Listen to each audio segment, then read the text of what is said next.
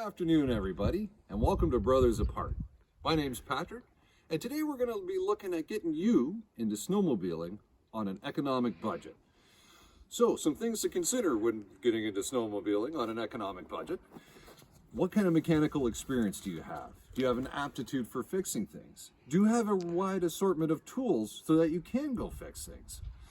We're going to get into what kind of sleds you can realistically go buy on a budget that don't require a whole lot of work or a whole lot of experience fixing snowmobiles. Now, thankfully, we all live in the 21st century, and God bless YouTube, there's videos on here that will actually teach you how to fix things. I'm not going to get into that. I'm not a great mechanic when it comes to these things, but I'll tell you what to look for so you don't have to get into these things. So the most fun I find when looking for a snowmobile is the actual hunting process of it. So for me, I am a Kijiji fanatic. I'm constantly on it looking for deals, whether it's snowmobiles, cars, outboard motors, you name it. It's just a great resource. I guess for our friends down south, you guys still haven't joined the 21st century and used Craigslist. It works. Facebook Marketplace is another great spot for this. It'll give you an idea of what kind of range and budgets you can have a look for when it comes to snowmobiles and get an idea of what kind of models you're after. Now, a couple words of warning here.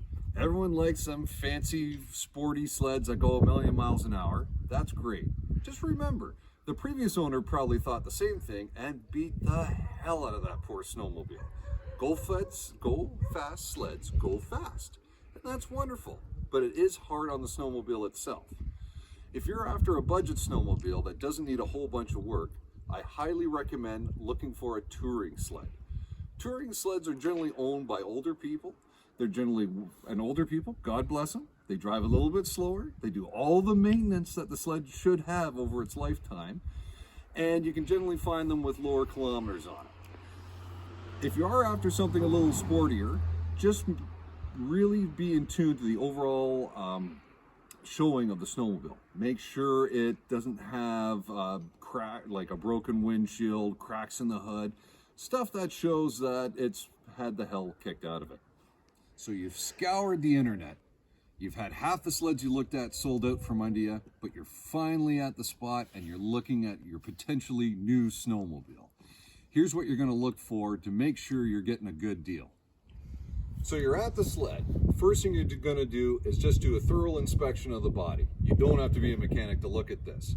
Everything you're looking for is fairly obvious. So you're making sure the actual body panels are in one piece. There's no cracks, holes, or damage. Skis are relatively straight. You can go give them a shake. Little bit of play is okay. A whole bunch of play is not. You're going to look at your running boards. I know on some of the Yamahas, namely the Ventures and Phasers, they didn't beef these up enough. You'll actually get cracking. So you can get cracking in what's called the tunnel through here. Got to watch that. You can fix it, but again, how much mechanical experience do you have? What do you want to get into? Next, you're going to come back, have a look at your track.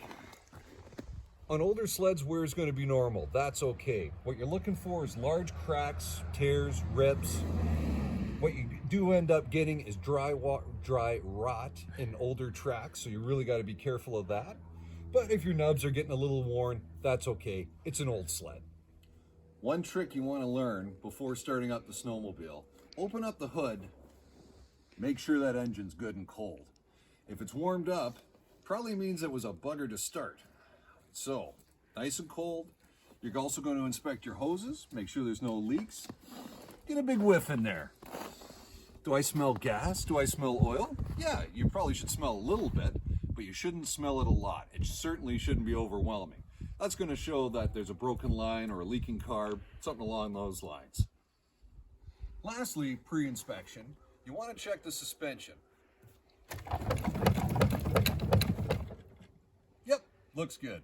You don't want to hear any big clanking, banging. You want to make sure the sled returns to its riding position, and that'll just give you an idea how worn out the suspension is. So you're home with your new sled. You're excited. You're ready to hit the trails. Here's some tips to keep that new sled running right.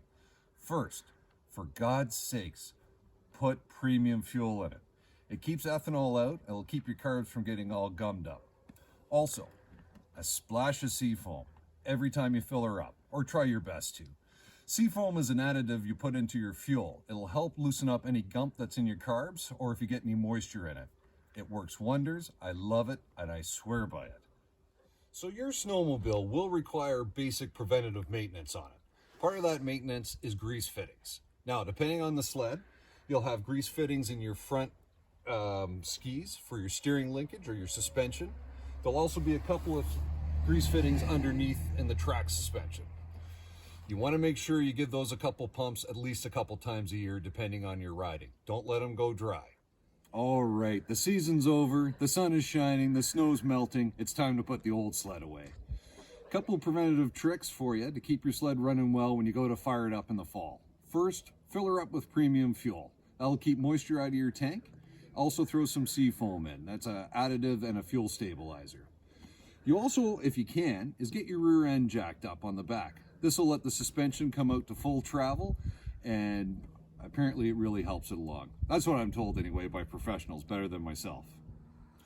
I really hoped you found this video informative for you. Snowmobiling is an amazing sport and a great excuse to get out during the winter time. By no means is this comprehensive. There's lots of other videos. I get into the bit of the fine tuning of how to operate your snowmobile and do the maintenance on it. But I hope this gives you a broad overview of it. Thank you for watching. We'll see you on the next one.